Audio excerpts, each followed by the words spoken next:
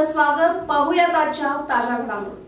सालाबाद प्रमाणे मल्लिकवाडी येथील श्री महालक्ष्मी मंदिरात कार्तिक महिन्यानिमित्त दीपोत्सवाचा सोहळा मोठ्या भक्तिभावात आणि उत्साहात साजरा करण्यात आला. मंदिर परिसर हजारो दिव्यांच्या प्रकाशाने उजळून निघाले होते. प्रारंभी महालक्ष्मी देवीची विशेष पूजा अर्चा आणि आरती करण्यात आली. सायंकाळी भक्तांनी मंदिर परिसरात पारंपरिक पद्धतीने दिवे लावून कार्तिक दीपोत्सव साजरा केला. परिसरात भक्तिरसाने भारलेले वातावरण निर्माण झाले होते. यावेळी बोलताना भारती बाकळे म्हणाल्या, येथील महालक्ष्मी मंदिरात गेल्या काही वर्षापासून सामाजिक कार्यकर्ते अण्णासाहेब केरुरे त्यांच्या पुढाकारातून दीपोत्सव साजरा केला जातो. यंदाही ही परंपरा अखंडित ठेवली आहे.